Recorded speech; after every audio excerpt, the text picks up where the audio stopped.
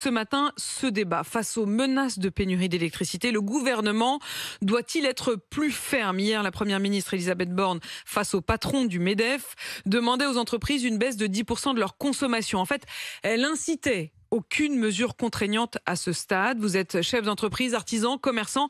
Est-ce que ça vous semble possible de réduire spontanément, sans qu'on vous l'impose, votre consommation? Est-ce que vous craignez des coupures? Avec nous dans ce studio, Gabriel Mazzolini, bonjour. Bonjour. Vous êtes militant pour le climat, vous êtes porte-parole de l'ONG Les Amis de la Terre. Pour vous, est-ce que cette alerte de Elisabeth Borne hier suffit, ou est-ce qu'il faudrait carrément imposer un nombre d'électricité, de kilowattheures par entreprise, ou même pour les particuliers? Je tiens quand même à rappeler que il y a quand même un problème avec la gestion de ce gouvernement par rapport à la question écologique. C'est à Paris qu'on a signé en 2015 l'accord de Paris. Donc, d'un certain point de vue, on est aussi en retard, en quelque sorte, d'au moins 7 ans. C'est en France, sous le quinquennat Macron, qui a eu la loi climat en 2021. Vous vous souvenez, 149 propositions proposées par 150 citoyens, réunis dans une convention voulue par Emmanuel Macron.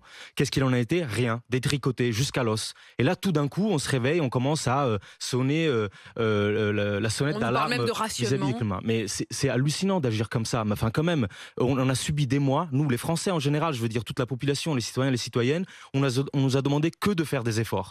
On a eu la guerre en Ukraine, on nous a dit il faut couper le gaz.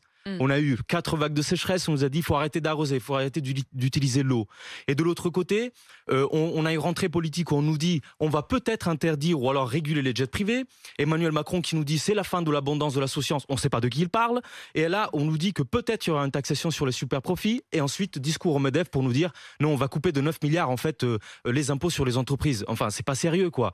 Et moi, honnêtement, je suis en colère. Peut-être vous le voyez, mais ça commence. Oui, je l'entends, mais justement, Voilà. ce qui me frappe quand même, c'est que vous êtes en colère parce que vous trouvez que ça arrive peut-être un petit peu tard et puis qu'on a un côté très culpabilisateur, visiblement, dans la manière dont c'est fait. Mais sur le fond, vous pensez bien qu'en effet, il va falloir couper un peu le robinet d'eau et couper un peu le robinet d'électricité, oui ou non? Alors, sur le fond, je pense qu'il faut proportionner l'effort. Vous voyez, parce que on est des millions en France à faire des efforts. Avant même qu'on nous parle de couper le gaz, l'eau, etc., on était déjà des millions à faire ce qu'on appelle des petits gestes. Donc vous êtes rentré dans ce studio, vous avez vu que j'avais un petit thermos et une gourde, et vous m'avez dit ah ça c'est un beau geste. Bon, ça fait plaisir. On fait chacun ses petits gestes, mais en même temps. Non, mais c'est un petit commun. Mais attendez, mais de l'autre côté, qu'est-ce qui se passe? On se retrouve, par exemple, sur la question des jets privés, c'était quand même incroyable. Un Bernard Arnault qui se permet de faire un Londres-Est, Londres-Ouest en 17 minutes en jet privé, et après on vient nous dire attention, c'est liberticide de vouloir les interdire.